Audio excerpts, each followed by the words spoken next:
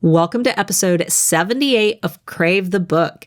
In today's episode, we are covering all of the bonus chapters for Covet, including the standard edition bonus chapters, the Vampire Dragon, and Witch's Court bonus chapters, and we are giving outlines of those bonus chapters. If for any reason you have not been able to get your hands on them, we will give you the summary of what all of those awesome bonus chapters are about. So without further ado, let's go ahead and get started. Woohoo! We are finally done with Covet, except we're not done because there are bonus chapters to talk about in this episode, which is episode 78. Dun, dun, dun, dun. Wouldn't it have been cool to end on episode 79 so that we could start court on episode 80? Yeah, I mean, we could skip it and just do like episode 80, but then I think that might confuse people. Kind of like when you missing pages in a book. You're like, I know that the story continues, but why does the page numbers change? Yeah.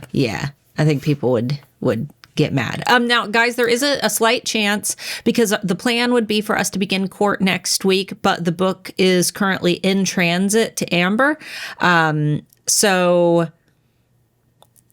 Amber, if all else fails, you could technically. I have Kindle. You could technically do, first episode with the Kindle. So, yeah, I just didn't fancy doing the whole of court. Yeah, because it's such a thick boy. Yeah.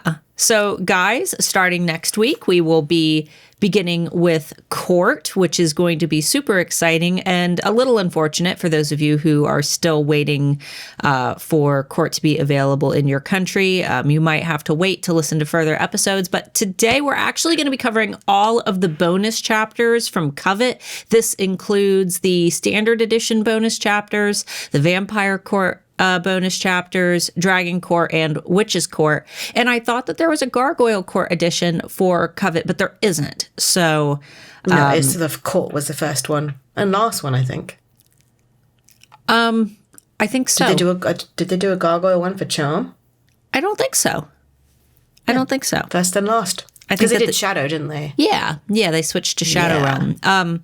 So what we're going to do is we're going to start with the standard edition, and we'll give you guys kind of, because I know that not all of you have been able to read all of the bonus chapters, but we will give you maybe like a brief summary. That way you're kind of caught up. And then if for any reason you're not able to ever get your hands on those bonus chapters, at least you'll know what you are missing and any of the lore that is important to you. So the standard edition bonus chapters, though, are the ones that we all had access to. And those were Blood Really Is Thicker Than Water, which is a retelling of the scene where Hudson and Grace get back from the Dragon Court and they're getting all lovey-dovey. And then Jackson has a little freak out and he and Hudson battle it out in the hallway. But then there's another chapter from Hudson's perspective called Blood Brothers, where Hudson and Jackson go for a run together. So the first one, honestly, this scene broke me apart reading it the first time from Grace's perspective, but reading it from Hudson's, it's like this was a perfect and vulnerable moment from Hudson where he wasn't sure if everything that he and Grace went through at the Dragon Court meant anything to her. They had, gotten very, very, physical with each other. Intimate. Yeah, he bit her for the first time. And it's implied that a lot went on. I don't think that they had sex, but a lot went on in that hotel room, and they got very close. And this perfect vulnerable moment where Hudson invites Grace to, after they return back to the school, to go to his room and spend the night. And she accepts the invitation, and he's like, this is it. We're kind of sealing the deal. It all gets ruined by a little emo twat. An emo what? A little emo twat. Twat. With an A. Yeah. Twat. It's twat. We say just twat. Yeah, but Hudson would say twat. Twat. Just so you know, an FYI, he would say twat. Twat. He'd probably say wanker, if I'm honest. And you know the SpongeBob, like the memes where like every other letter is capitalized? Like, Yeah. I put whines, don't you fucking touch her. Like, bitch, I've been touching her all goddamn weekend. Where the hell have you been, Jackson? All freaking out. And Hudson really wasn't even touching her. He was like brushing a curl behind her ear. And Jackson jumps out of nowhere. Don't you fucking touch her. Like, shut up, Jackson. Jesus.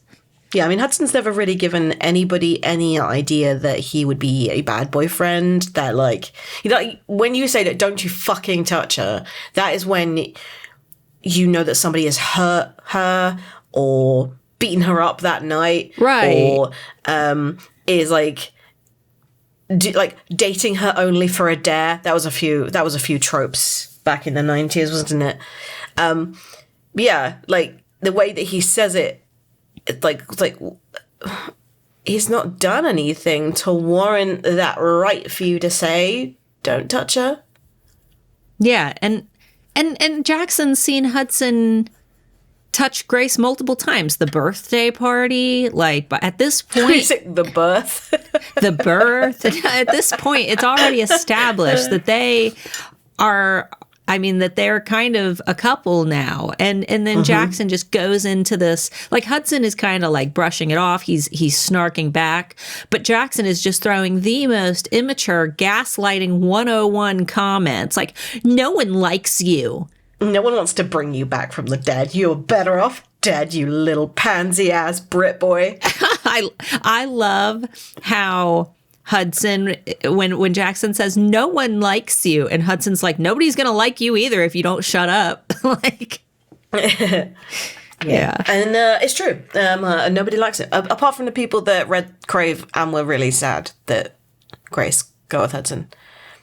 Yeah, you know what? I was apprehensive, like, at first, you know, just because we didn't know, but I converted real quick because the lack of chemistry with Jackson. I mean, he's a fine character, and I really do hope that he and Flint get the relationship that they deserve.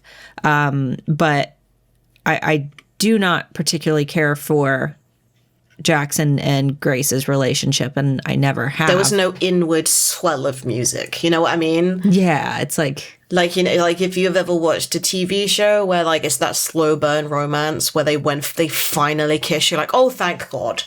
Oh my God.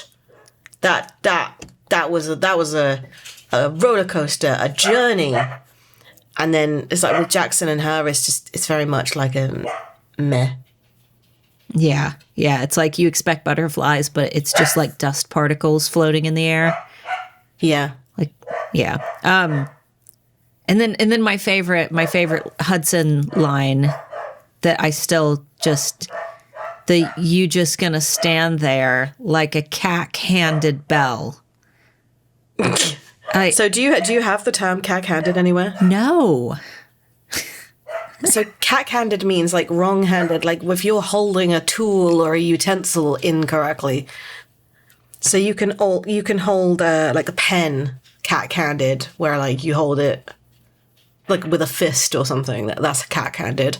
How do you stand somewhere like a cack-handed bell? Well, a cack-handed bell is you can also hold the bell incorrectly, but there's also the cack-handed also means left-handed. It was a kind of an insult. You're just going to stand there like a left-handed bell? Yeah, like as in useless. What's the point in a left-handed bell? They are made exactly the same as a right-handed one. It's like a left-handed screwdriver. It's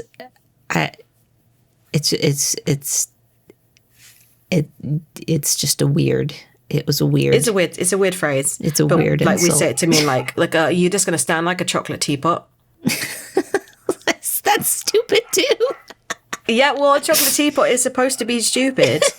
It's supposed to be useless and like pointless thing. Yeah. So are you just gonna stand there like a chocolate teapot? This was a collection of Hudson being British. My favorite was he was like, Captain Pouty Pants got his mad on. I was like, oh, that's the best line. Captain Pouty Pants is my favorite for Jackson. That's way better than Jaxie Waxy. Yeah. Patty pants. So Jackson and Hudson are battling it out, and it's kind of implied by Hudson that he's not really in much pain. He's more annoyed because he can tell that Jackson is trying to like show a bit of dominance, which, you know, that would be very frustrating when like your girl's standing there, all your friends are standing there. Like that, it was he assumed that it was an attempt for Jackson to just be an asshole. But then Grace kind of gets in the way and is trying to talk to Jackson and talk to him all sweet. And this pisses Hudson off.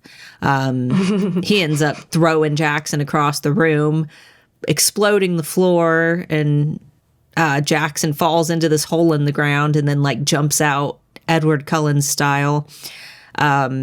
But then, do you know, like this, like the one person in that room that would be able to just go, dude, calm down, and use his power just a little bit.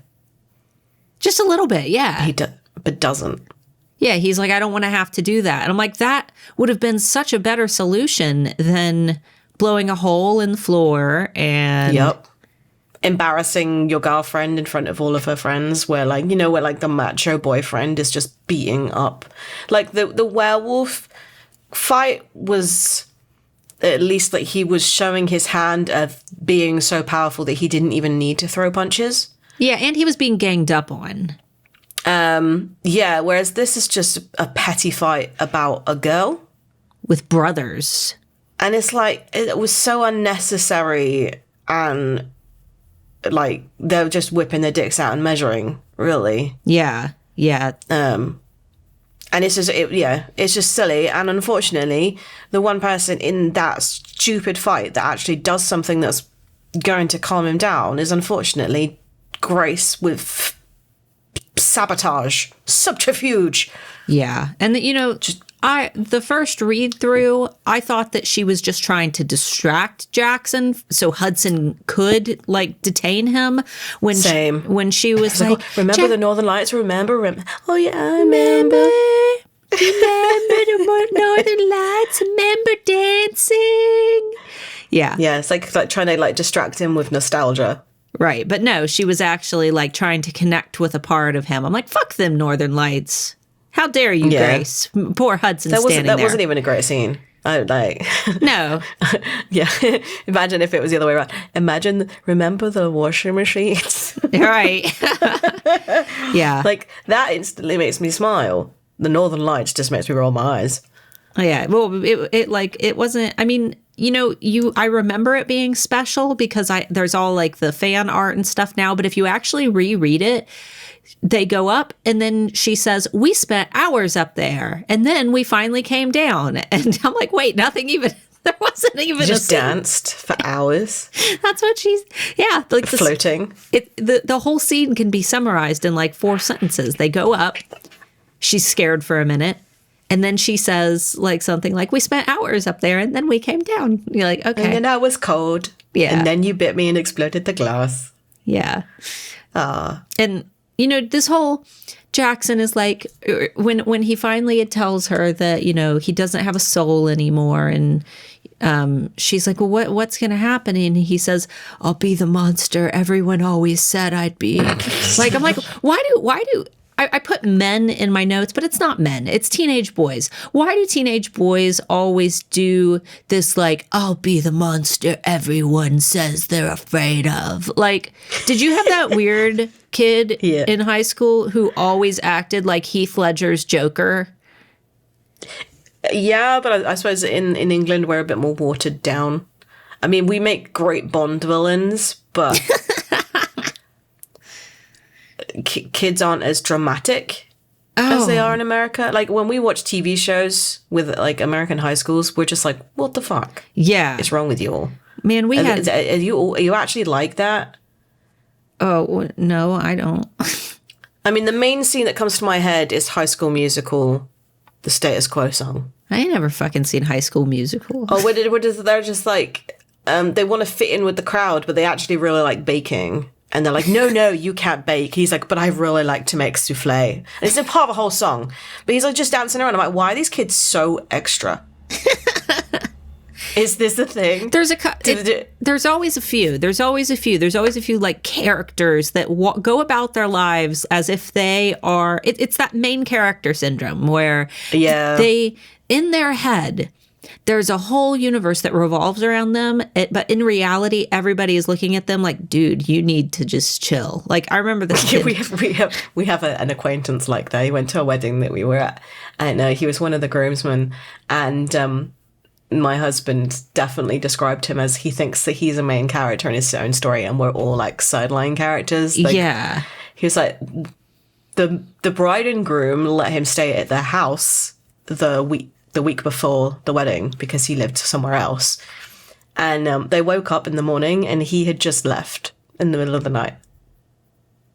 Like he didn't say goodbye. He didn't leave a note. He didn't text them or anything to let them know that he was safe. He packed up and left. Yeah, because... And they were like, well, but why? And he's like, I couldn't sleep. Yeah, that's... It's like, what? You don't just do that. That's main character syndrome. Like no real thought that anybody else like exists or that there's, sometimes I look at my husband.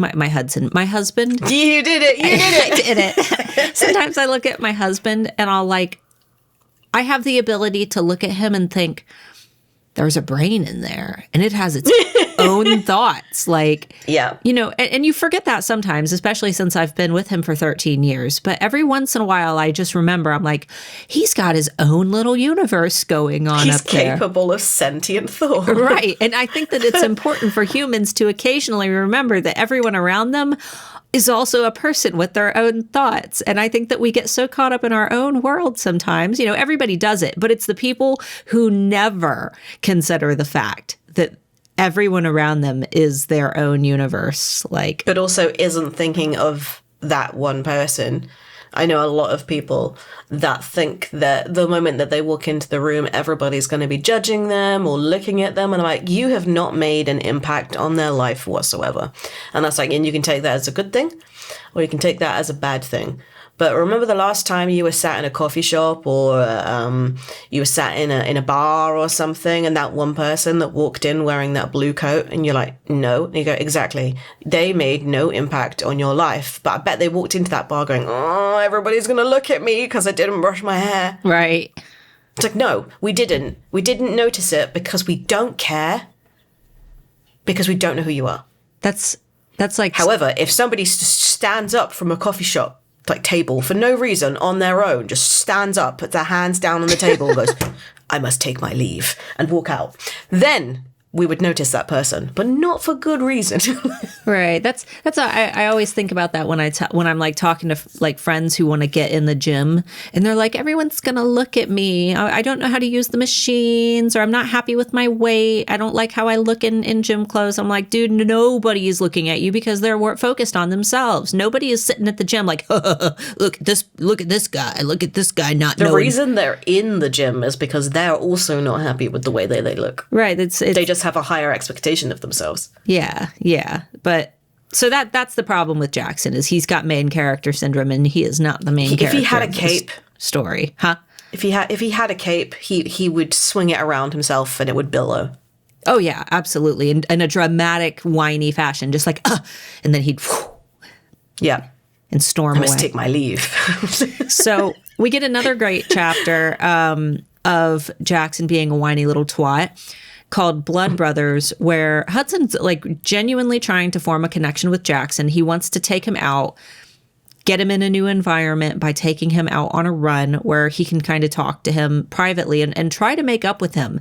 But when he gets to Jackson's room, Jackson is lifting weights in his tower because this is at this point, all of his actual personality, that little personality that he used to have is completely gone and replaced by this very primal, version of himself. And of course he's listening to Linkin Park, which do you like?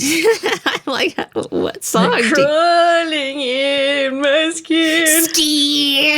Yeah, I'm just imagining like Jackson pumping weights, just like zoning out to some Linkin Park. Yeah, it's like What I've done.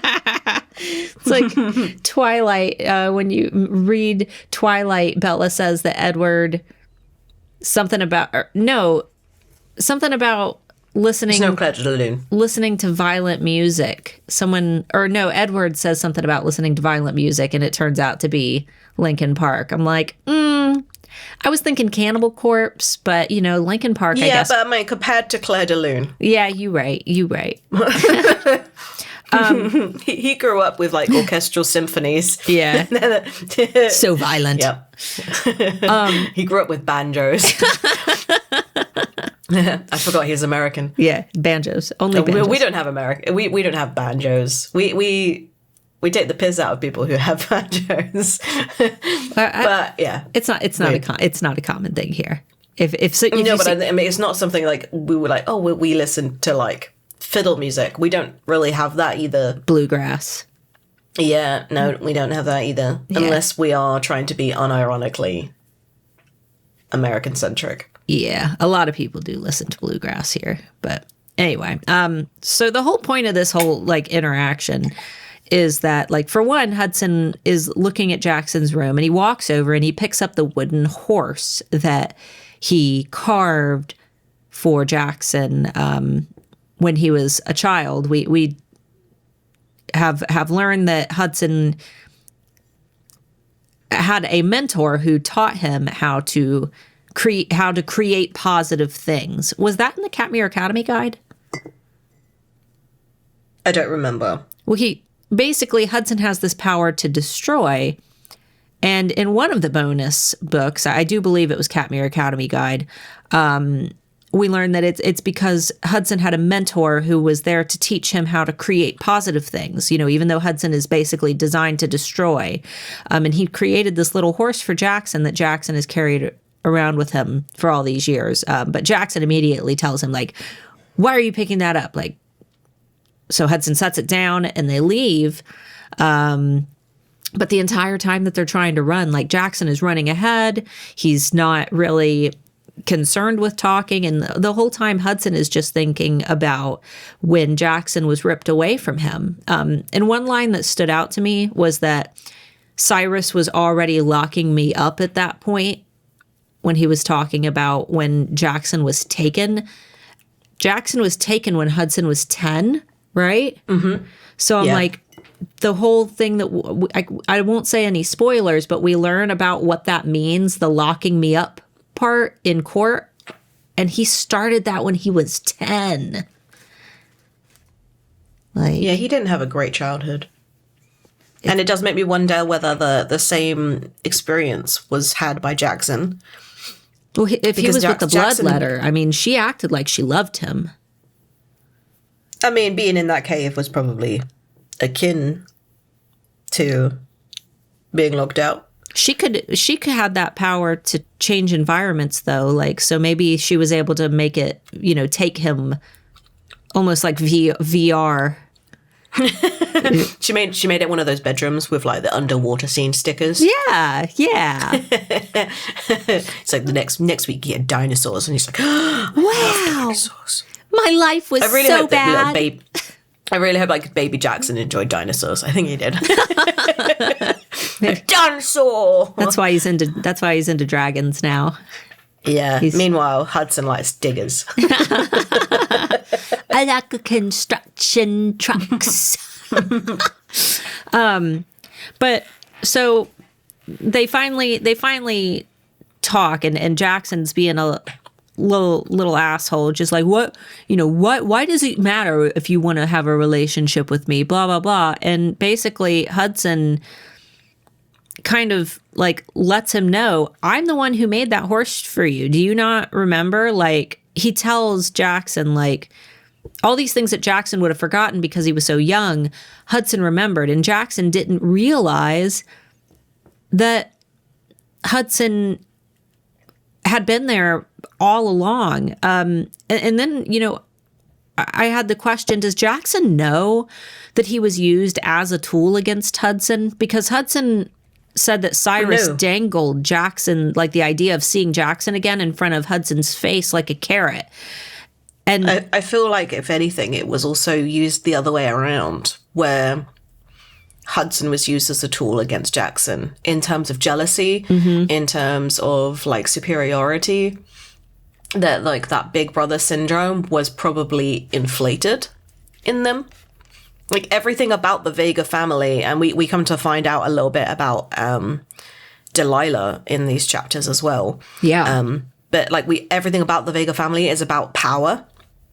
And if it was down to a power struggle and the two Vega brothers were kind of made as like progeny, like where they have to be better than their parents in terms of powerfulness, like otherwise he wouldn't be training Hudson. Yeah. He doesn't see Hudson as a threat.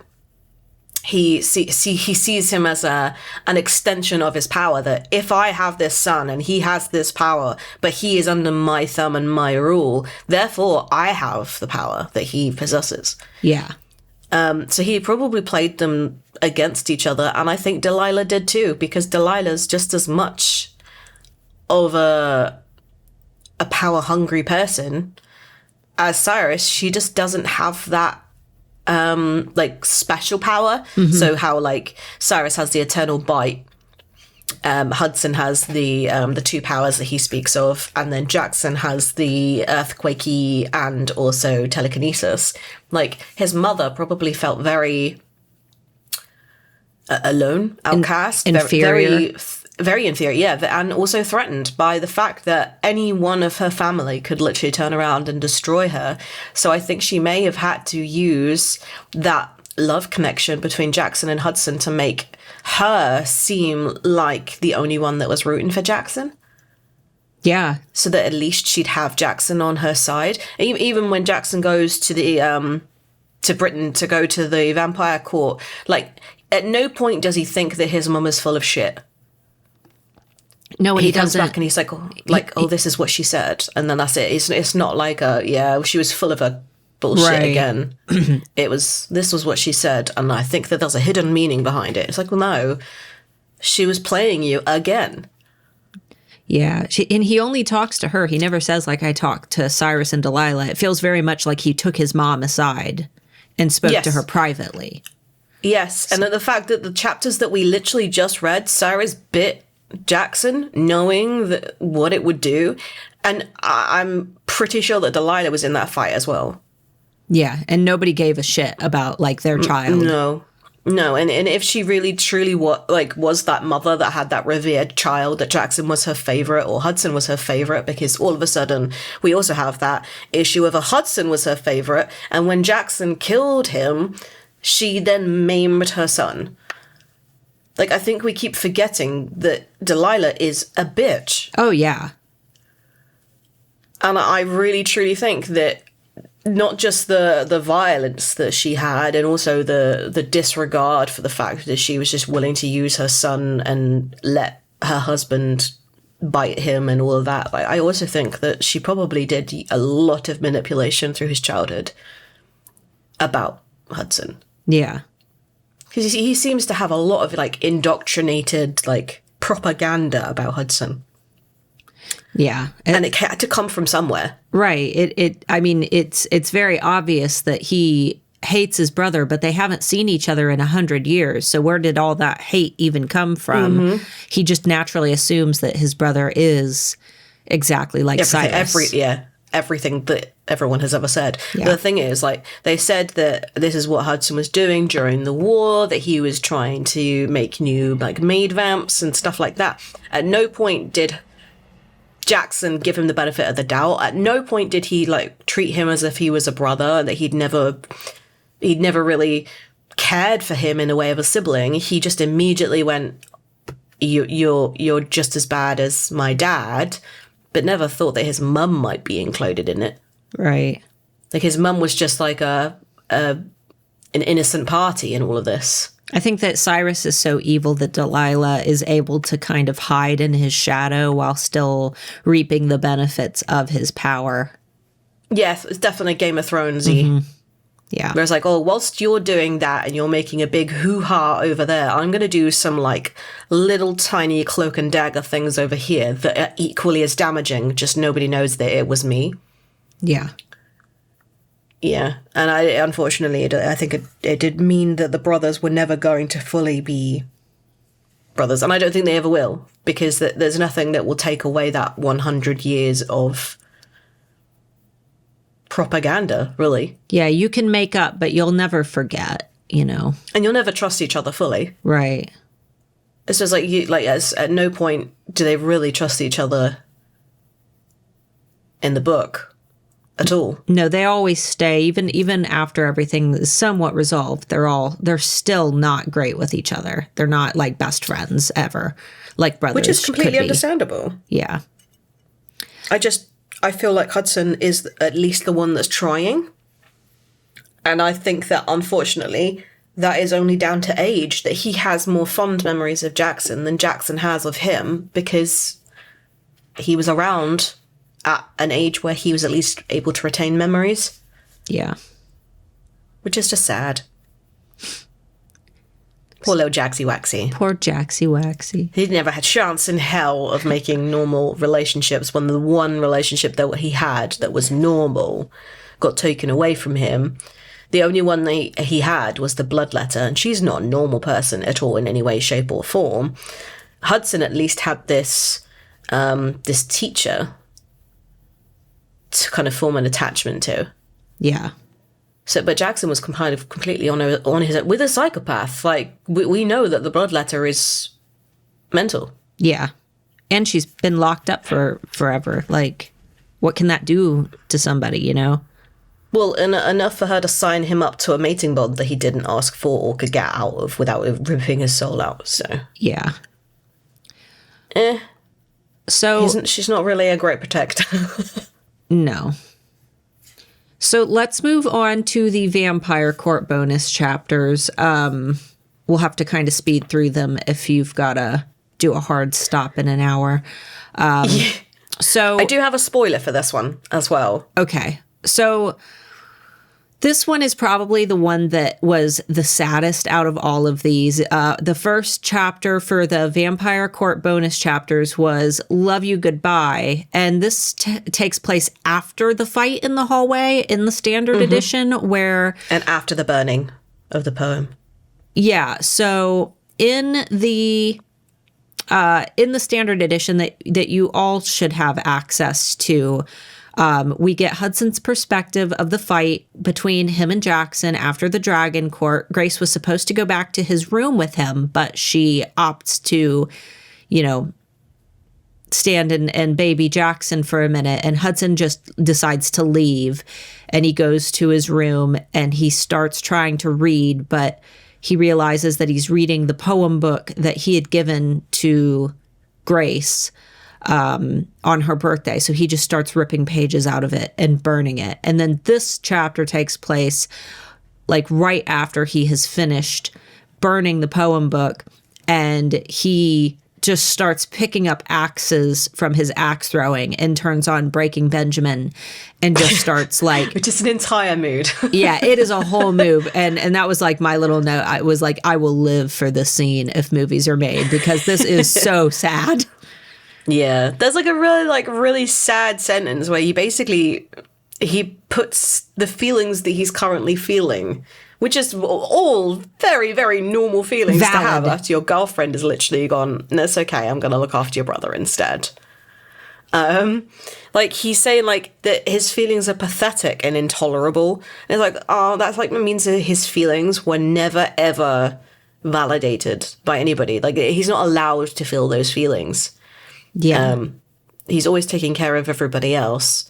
And it just made me feel really sad that he was like feeling those feelings, and it's okay to feel those feelings. So he was already upset. But the fact that he then took those feelings and went, these should not exist. And if they do, that makes me as bad as my brother for feeling. Yeah. And poor baby boy. And even in the standard edition, he's like, it is what it is. Like this is fine. This is fine. This is, I always knew it was going to be like this, which I think is a very common male response, where they convince themselves like, this is fine. Like I can get through this. It's no biggie. I knew it was going to end in heartbreak. Right. Like I should have known, like I predicted this, but there was one line where, because he turns and realizes that Grace has been standing there watching him, and she's looking at him all sad, but in his head he's screaming like, what about me? Like, and I think that this is really important because he never says that out loud, but he's thinking like, what about me? What about how I feel? And I think that out of the entire series, this is the most important line, because in any other like romance book, YA especially, you're always very hung up in what the female is going through and her emotional pain and what's hurting her. But you totally invalidate how the male in the story is feeling. And everybody just always assumes that the male character is the strong one and that they're going to be okay. But this is the one point where Hudson has the opportunity to like even like tell their readers, what about how I'm feeling? Why aren't my feelings valid right now? Yeah. Like, why'd you have to keep poking the bear? Right. Like, why? Like, he was mad, wasn't he, that she turned up, and he was like, why do you enjoy torturing me? You've already hurt me. Like, why do you need to come back and almost rub it in my face? Yeah.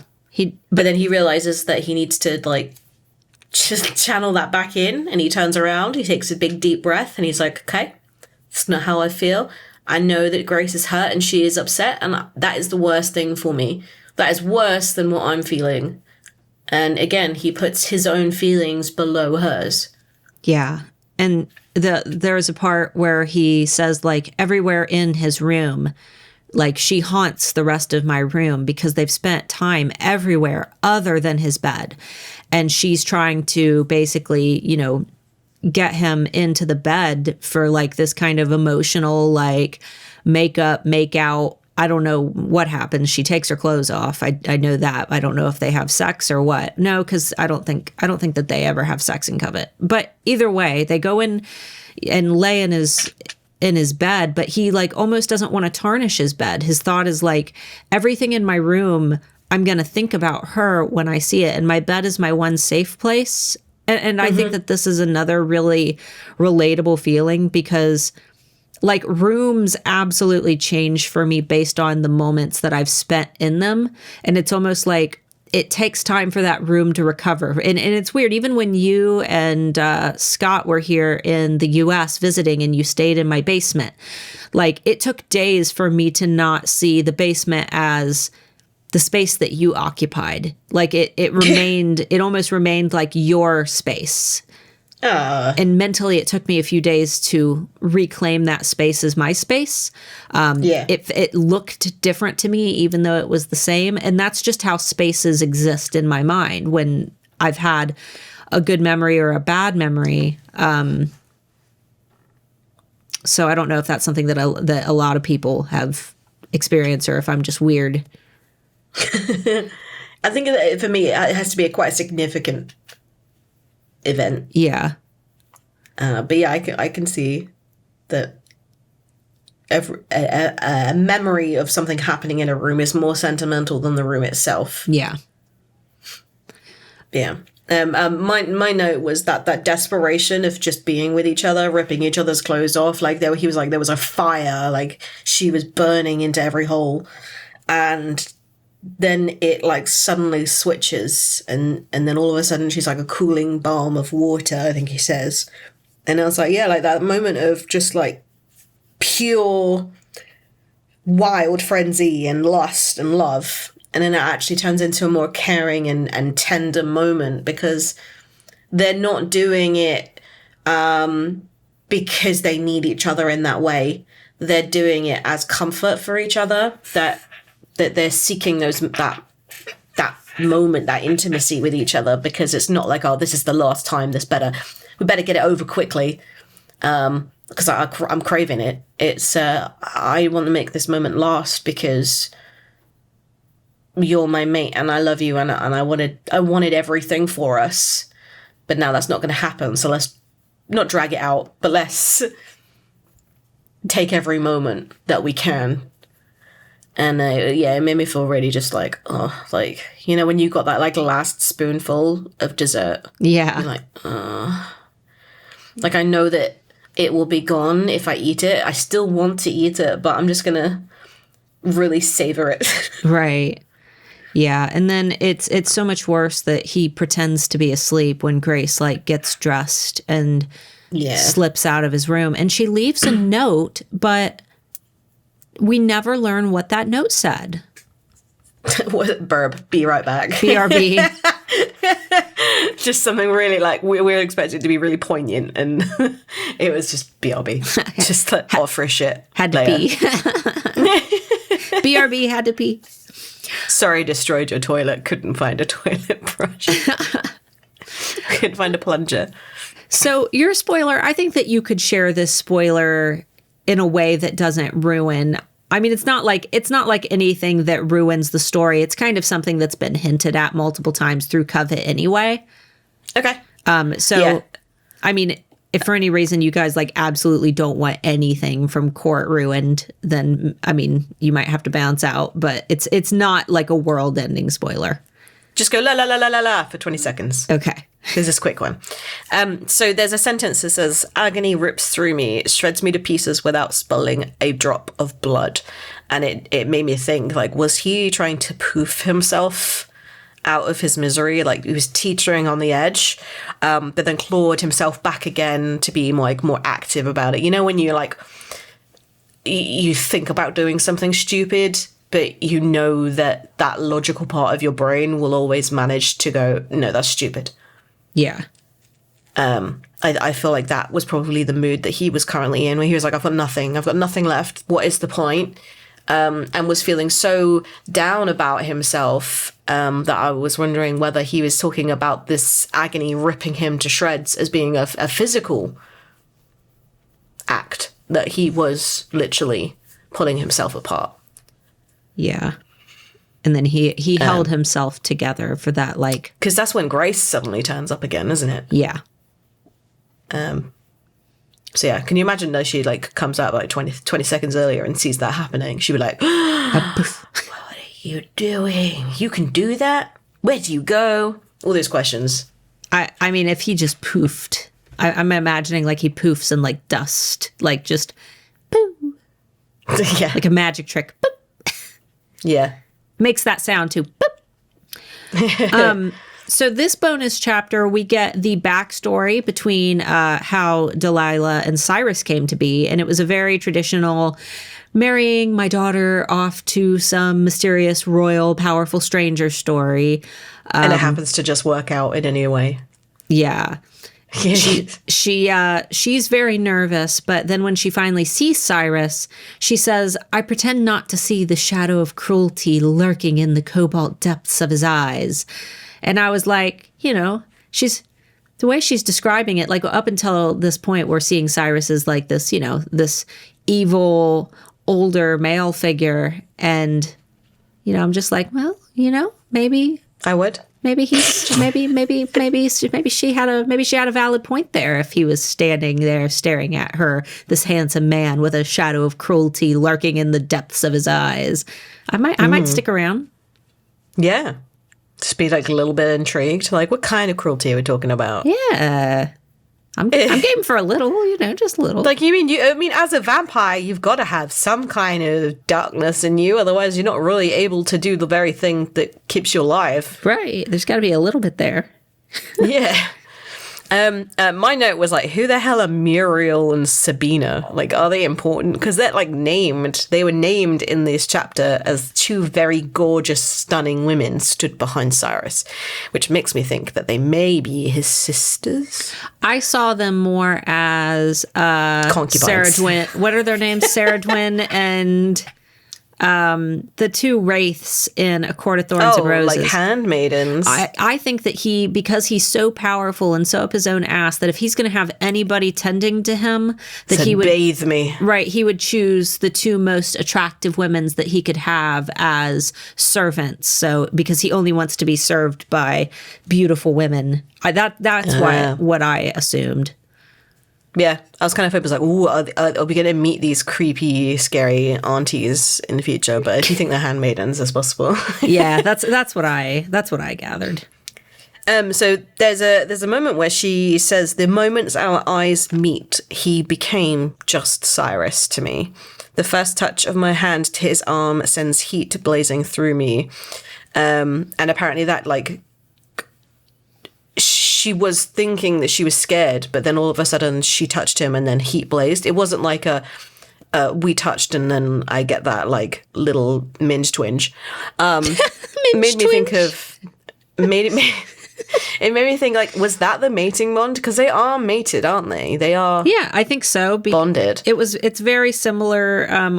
I won't say who, but there's a mating bond story in one of the special editions of Court, and it's a very similar description when another mating bond gets snapped into place. So I think that is their mating bond. Yeah, because the way that she is, like, as soon as our eyes met, he just was like, "Yeah, this is Cyrus." It wasn't.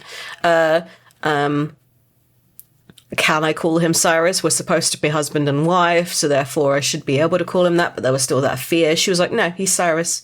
That was all he is and ever will be, is Cyrus to me. Yeah. It was a very odd way of introducing him. I said this chapter defined in 4 words: scared but kind of horny. Like that's Delilah in a nutshell. She's scared but kind of horny. I finished off your final note. Oh, I see that. Yeah, I said I'd be cool with an adult spinoff of Cyrus and Delilah's early relationship and maybe some of the abuse that took place. I think that it would need to be an adult version, not YA, but maybe a little like bit 50. Them bringing up the boys and maybe like a little bit more backstory on the abuse that took place, like in the household. Because, you know, we got a lot of, like, Hudson and Jackson apparently played, like, hide and go seek and stuff, and it would piss off Cyrus. I think that seeing some of that would be... But, like, also, how long was their relationship before they had the children as well? Because in this, they seem to be quite young, and it also seemed to be quite old style. Like, the way that they were, written in their finery and things like that, walking up to a castle and things like that, and I'm wondering whether... it was actually set a long, long time ago, because Cyrus himself is over 1,000 years old. Yeah. Because he was the one that got rid of the gargoyles. Yeah. So, yeah, I'm kind of wondering, like, how much of their relationship was had before the children, and maybe the children were the one that ruined it. Possibly, because, I mean, this was kind of hot. Like, this... It was oh yeah, and like I said, like, #smart. I was like, with this chapter alone, I'd be into Rusty's hussy. I'd be into it. I would be into being Rusty's hussy because, yeah, like, just the way that he was, like, threatening the bite, I was like, oof, yes. But at the same time, I feel like it was very, like, 50 Shades-esque, where he was like, hey, yeah, you'd like to see what I can do. And then the girl's like, sure, go on then. And then because she wasn't scared of him, he was like, oh, I feel broken. I don't know what to do here. I'm a little bit flabbergasted. I don't really know what to do here. Yeah. He met his match, like, which, you know, that's always a good and terrifying power combo. Yeah. So moving on to the Dragon Court bonus chapters, I think that these... I don't know. I really love the last set of chapters, but I also really love this first chapter called Dark Before the Dawn. Flint and Grace wake up super duper early the morning after their little, you know, their fun at the Dragon Court. They're still there, but after, you know, because Flint and Luca had retreated to their room and Hudson and Grace retreated to their room, and there was all kind of sexy going on. But the next morning, Flint and Grace meet up together in the hallway because Flint wants to take Grace out to watch the sunrise and formally apologize for everything that has, you know, took place in Crave, where he basically tried to kill her. He has apologized before, but he really wanted to create a meaningful apology so that she would completely lose this nervousness that she has had around him, which I think is a great turning point, especially since the very next big scenes we have are in the prison, where they have to kind of work together and be close, and there can't be any lack of trust. But what I really love is that we get Flint's perspective here. We see, you know, him and Luca, those really sweet moments with them. And Flint says he was supposed to be my rebound guy. And I was just like, man, ain't that how it always goes? Yeah. So when you've like definitely dated somebody who is completely opposite to what the person that you really wanted, Yeah. were dating for so long, but you choose the complete opposite. And I'm like, dude, you didn't choose the complete opposite. You just chose a vampire. You chose one in the order. Yeah. However, the way that he describes Luca in bed was very much like warmth and the sun and things like that, whereas Jackson's very cold and moon-like. That's true. Like I'm and maybe it's just because I get the impression like Luca, he's clearly like Latino, right? Is that the vibe that we're getting? Yeah, that's the way the one that I'm getting. Yeah, I'm assuming. And I think that they say he has an accent in Crave. I think that they refer to him rolling his arm or his R's and having a very strong accent. So that's kind of how I've always pictured him. But yeah, we get a really sweet moment of Luca like not wanting Flint to leave and wanting to stay in bed for a little bit longer, and Flint really accepting like, this is my future, which just makes it all the more sad. Yeah, and using sexual favors as an excuse to leave. It's like, no. If you let me go now, we can do anything you want. He's like, anything. He's like, anything you want. Okay, then. Yeah. So he and Grace meet up in the hallway, and Grace has no idea like what they're doing. She just knows that he texted her and wanted to meet. Yeah. Before sunrise. And the way that he describes meeting her, he said that she appears looking much like I do. Grace has got, like, to get better at covering up her post-sex googly eyes. Yeah. Because apparently it's like, it's a doozy. I'm imagining, like, her makeup all streaked down her face. And when, like, you've put, like, your hair in a pony, but then it's been pulled a bit. Because he's definitely a puller. He's definitely a hair puller. Yeah, and I'm just imagining her like, what are we doing? And he's like, we're going out. And she's like, oh no, I look a mess. But I also don't care because I'm powered by penis right now. Powered by penis. Yeah, that's how I get all my work done. She was like, nothing's even open right now. And he's like, that's fine. Yeah.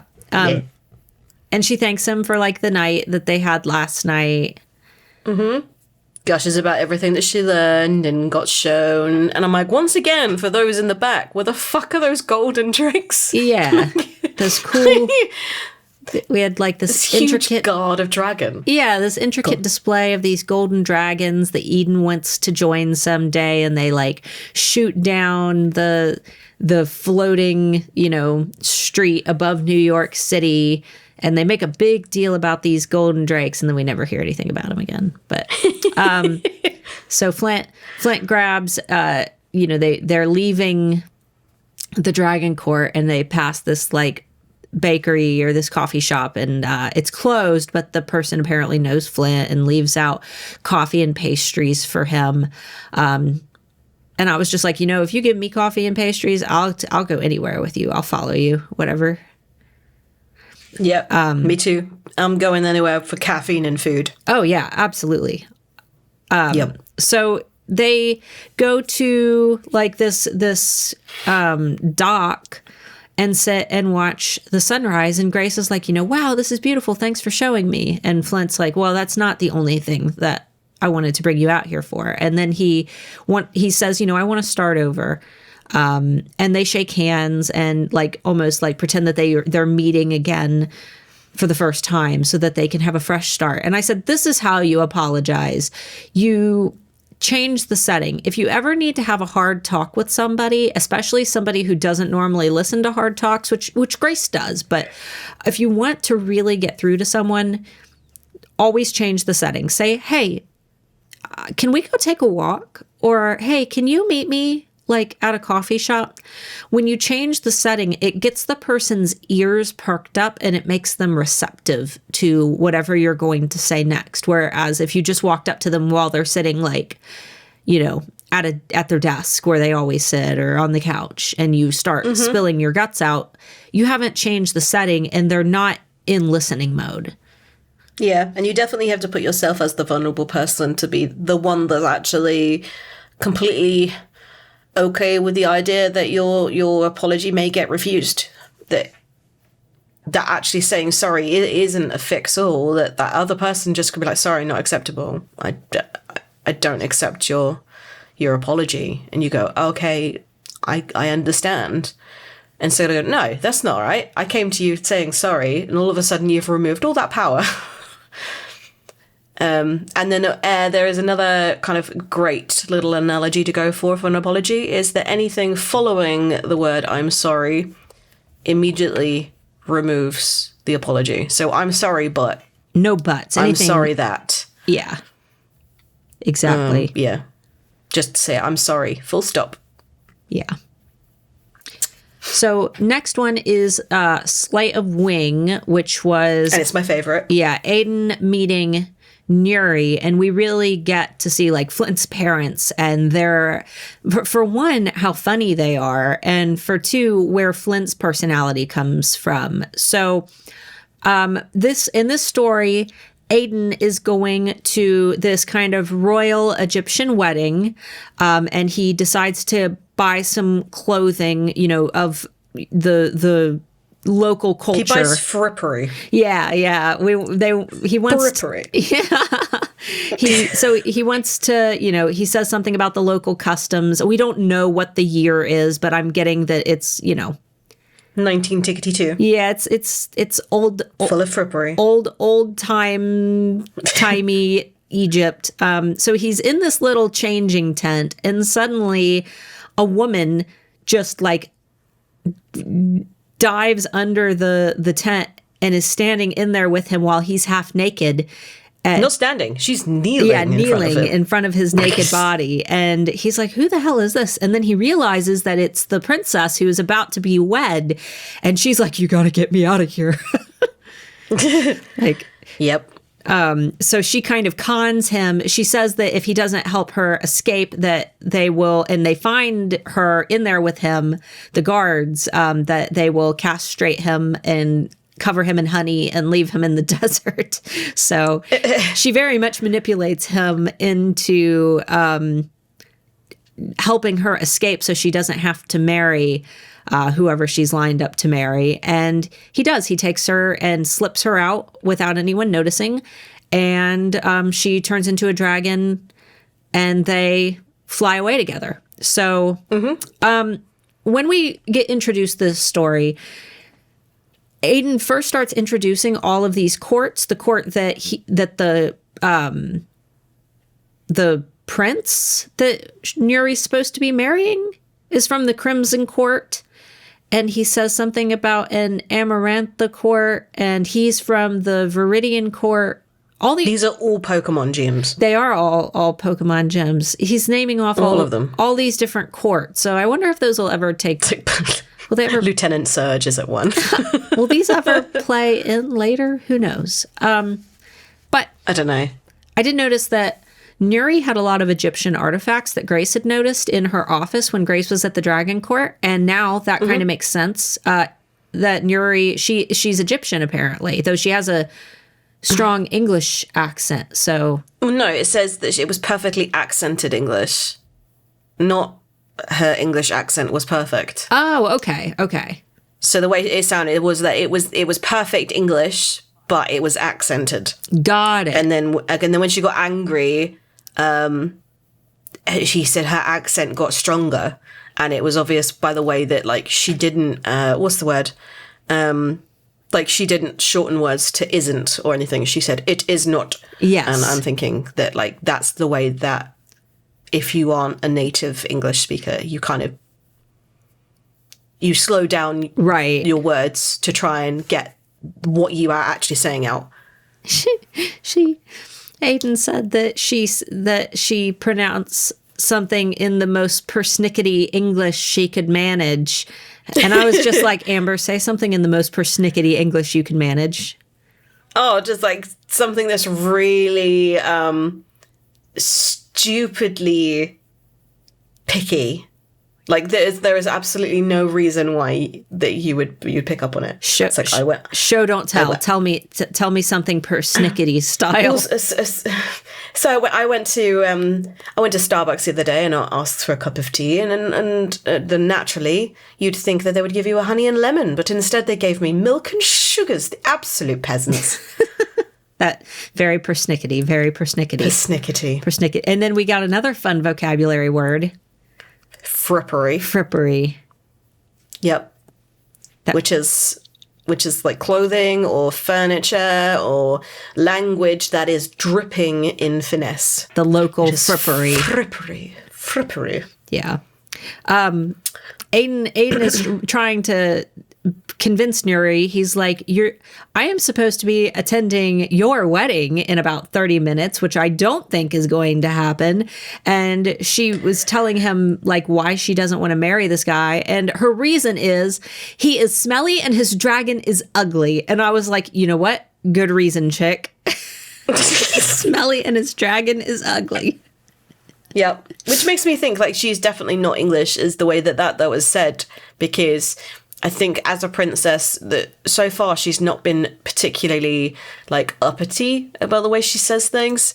So her saying he is smelly and his dragon is ugly, it genuinely might be the only way that she can actually say to somebody the reasonings. She's not like making stuff up like a child, like he is smelly and his dragon is ugly. I think it's like sometimes the non-native speakers just have to simplify things down to the smallest detail, and it's like, no, he is smelly and his dragon is ugly. I mean, that is all I can say. Good on you, girl. Like I don't want no smelly, ugly. Yeah, I understand that. But what were the repercussions of this in the long term? Aiden stole a princess on her wedding day. When I'm assuming a time period when that would be very frowned upon. Yep. Like, did anything happen? Like unmarried woman. Yeah. Just running off with her in Egypt. We need a book about them too. Yeah. I'm down for it. Yeah. And I did make the note. I was like, so like, are these like slightly sexualized towards the dragons as well? Because he totally fell for her only when she transformed. And she also ran away from her husband-to-be because his dragon was ugly, which makes me think that they fall in love with both the dragon and the person. I don't know, man. What if you were lined up to marry, like you could transform into a dragon and you were lined up to marry somebody who could also transform into a dragon, but when they did, they looked like the dragon Meatball from How to Train Your Dragon, the little fat one that looks like a bulldog. I mean, yeah. I don't know. Do you think that they have sex when they're dragons as well? I don't know. Maybe that's how. I mean, maybe eggs. Maybe they can. Because like when Flint is his dragon, he still has the same cheekiness and like character. I don't know. So, I mean, maybe it's like, imagine if you're like being really flirty as your dragon, and then you're like, I can't be bothered to transform. Maybe it's optional. It's an option. Yeah. All right. So we should be able. Are you good to blast through the Witch's Court bonus chapters? Yes. Okay. And then Amber has to go because she's stolen a truck. She's stolen a. No other details. Just leave it at that. No context. Yep. So the first bonus chapter in Witch's Court is called It's All in the Cards, and Macy has to do a project where she records doing a tarot reading, because originally when she did the project, Xavier had just passed away, and apparently this is like the most asshole teacher ever, so she wants to resubmit the project because I guess she wasn't happy with her performance in the last one. So she kind of cons Grace, who doesn't want to do it because Grace doesn't want to know her future, but Macy begs, and finally Grace says okay. But as Macy starts reading Grace's cards, they're all bad. And then Macy just is like, you know what? I don't want to do it anymore. And Grace is finally just like, no, wait, why? Tell me. And Macy really doesn't go into the detail of explaining the cards to Grace. She really doesn't want her to know. And she just kind of uses that as a prediction to say, like, the next few months are going to be really hard, which they are, because it leads into Grace going to prison and into the events of court. So I did look up all of the cards, but we'll get into that a second. I want to start by saying that Macy isn't as sweet and innocent as she makes herself out to be. She's been weaponizing this like cute little character the whole time. She is fully aware of what she is doing to Grace. Yep. Like, not that I blame her. she's a brat. She is. Low-key brat. But then, do you think that like doctors do this practice on each other? They're like, oh no, like take my blood pressure, like practice on me, and then they do, and the doctor's like, you're fine. it's really bad, but actually they're dying. Yeah.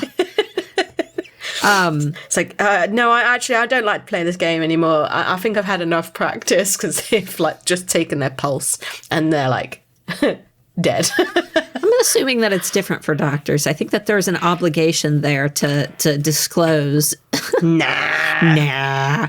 Yeah, Mason. No, it's eking out the competition. Oh yeah, there you go. It's letting your fellow doctors know that they have a heart condition. Like, well, just not disclose that part. Yeah. So Macy's just begging. She's like, please, Grace, please. And then out of nowhere, right when she lays out the card, she's like, no, I don't want to. Like, yeah. Wow, Macy, could you be any more discreet? She's like, I just remembered I have another project I need to do. So the cards that she got were, I can't remember what the first one was, but it represented sacrifice, which I assume was Grace going to prison on behalf of Hudson.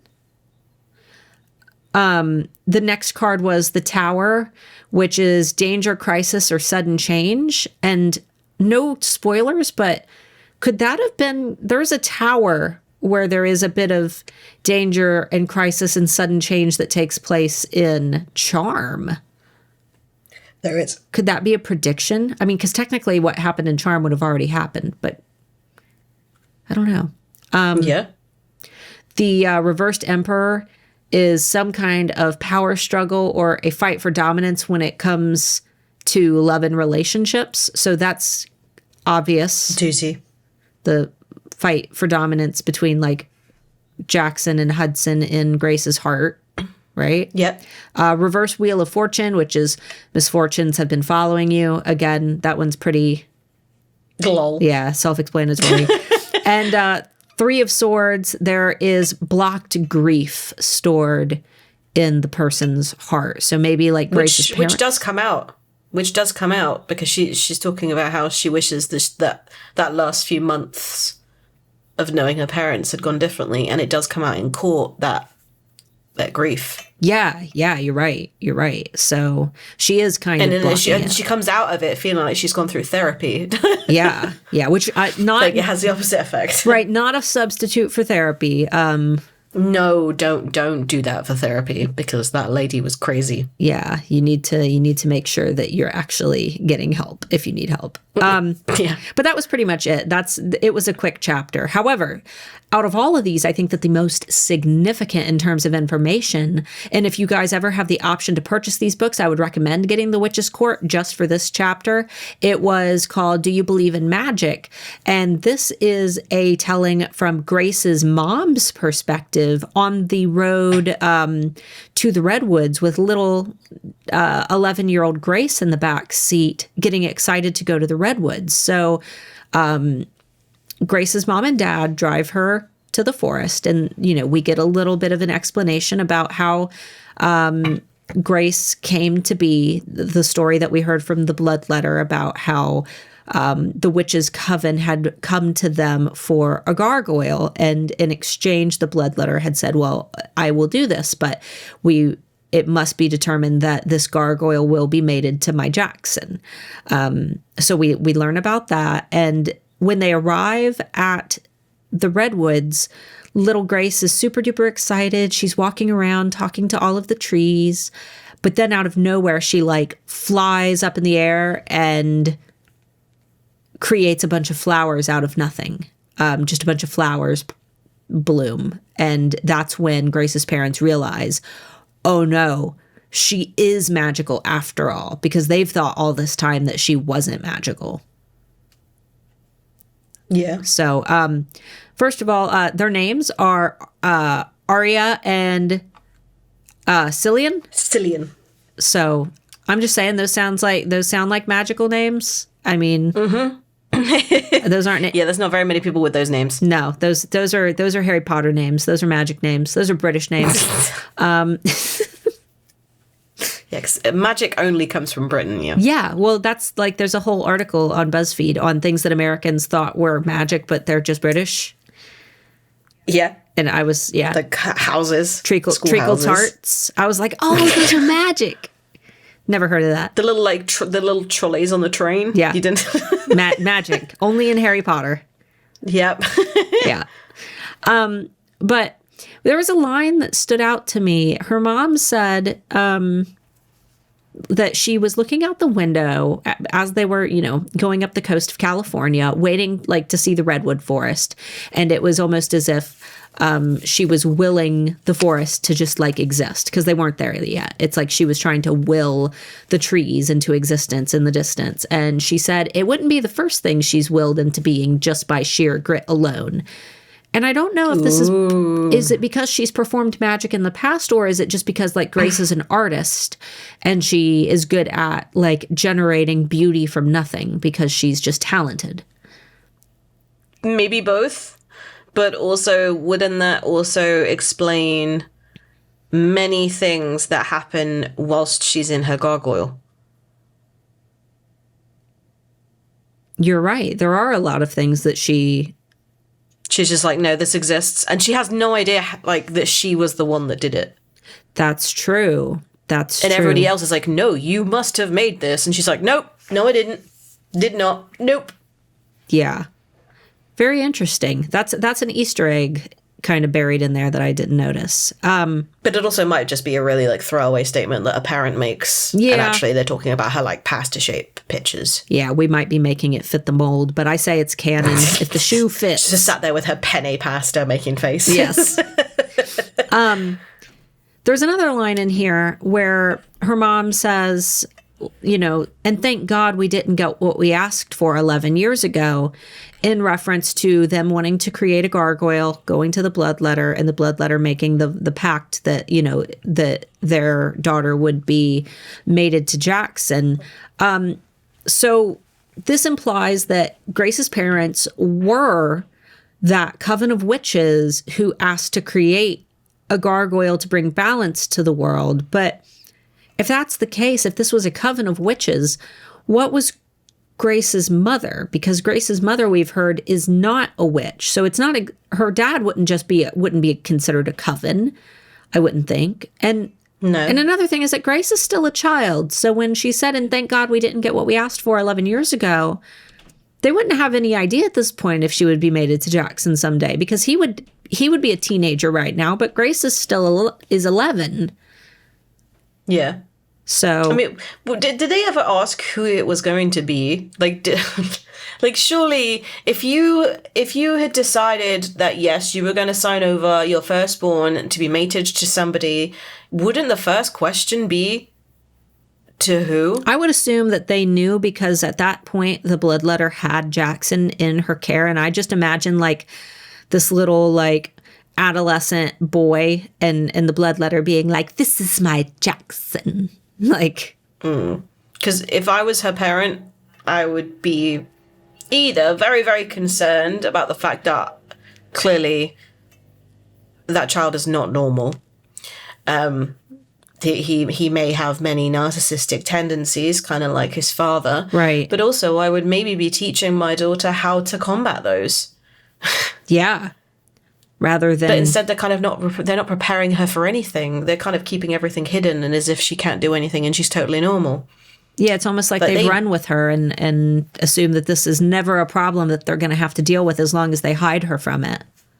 Which is really stupid, considering how many people are so careful about making deals. Like, they know that once it happens, you can't get out of it. Yeah. It makes me wonder whether Grace's mum has a tattoo somewhere.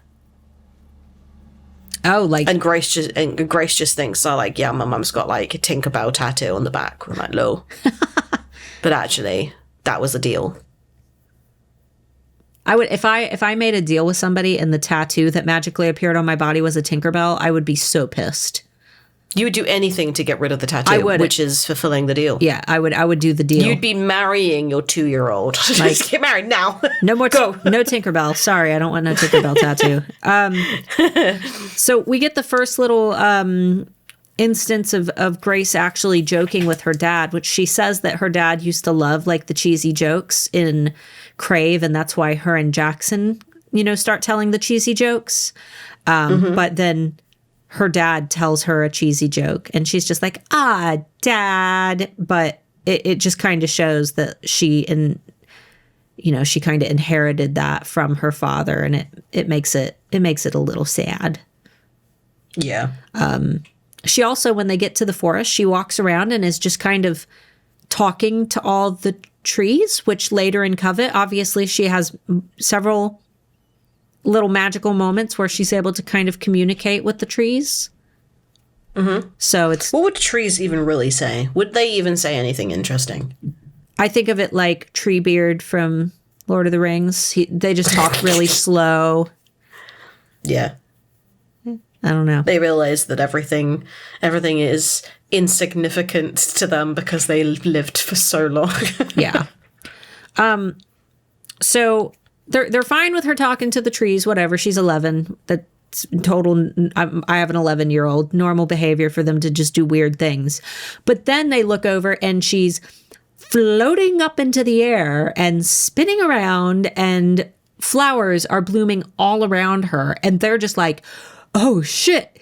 So they're running through these flowers trying to get to her in a panic, in a moment that could be like, wow, our daughter's magical. They are just full of dread because up until this point, they didn't think that she was actually a gargoyle. It's almost like she didn't start showing any gargoyle traits until this age, which is similar to... for those who have read From Blood and Ash, I'm assuming it's similar to the culling, which is the age when your magic kind of starts to take hold. So I'm assuming that maybe with gargoyles, because it kind of takes a little bit of practice and discipline, unlike vampires that are just always vampires, maybe those who have to shift, maybe it takes a little bit of time and practice. Yeah. So... yeah. And then at the very last line, her mom says, like we have to get a hold of Rowena Foster. She can protect my daughter. Which at the time it was like, who the hell is Rowena? And then we find out that that's Macy's mom, which I figured, that would be Macy's mom. Macy's has mom. got it going on. She really doesn't. She really doesn't have it going on. And to be perfectly honest, she does a piss poor job of protecting their daughter because, like, as far as I know, Grace is not protected at all. Could this be where they got the runes that at graduation? Maybe Rowena gave the runes to her dad to give to her someday as protection? Yeah. And then all of a sudden she ever seen disappears. Yeah, and doesn't take the runes with her, and they serve no significance at all. Yeah. And it doesn't also tell them, by the way, this isn't for you. Yeah. Yeah. So that's it for the bonus chapters. We have finished Covet. We have finished all editions of Covet. I personally, I like all of them. I think that Vampire Court, if you want something heart-wrenching, something that's going to make you really sad, and you love Hudson, that's the one you want. If you really like the idea of, Flint and you want a kind of cute story, Dragon Court is a good one. And Witch's Court, if you want something that goes more into the lore of Grace's background and you're fascinated by, how Grace came to be and, the time before her parents died. I think that Witch's Court gives the most crucial information to the long term of the story. Yes. But guys, thanks so much for listening. Next week, we will be starting Court. It is a brand new season of Crave the Book. So feel free to share it on social. We are now dating the book. Yes, we're going to court the book. Oh, very special. So, guys, and keep shouting us out on social. I think that as of right now, we have about 200 listeners that listen to every episode as they release. And obviously, when people start, the podcast, they probably start with episode 1. But it's totally acceptable to start listening to these, with the book you like the most. If you don't really care about our opinions on Crave and Crush, maybe tell your friends, because we need more listeners. Yes. We've got listen to our ramblings of nothing. We've got 40,000 downloads. How? I mean, we've got a lot of... I suppose there's one every week. And if there's 70... This is 78. 78. Yeah. Was 40,000 divided by 78? I don't know. Alexa, what is 40,000 divided by 78? 40,000 divided by 78 is approximately 512.8205. 512. I love how your Alexa has a British accent. Wow. I love that you even noticed that. I don't know what I expected. I don't know why I'm shocked. Mine, I mean, mine of course sounds like Snoop Dogg. Yeah, Snoop Dogg. I'm making things up. Guys, thanks so much for listening. We have a whole big giant book left to read. Court is going to be a lot of fun. Fat book. Huh? Fat with a PH. PHAT. Fat book. Fat. So, thanks so much for listening, and we'll see you next week. Bye-bye.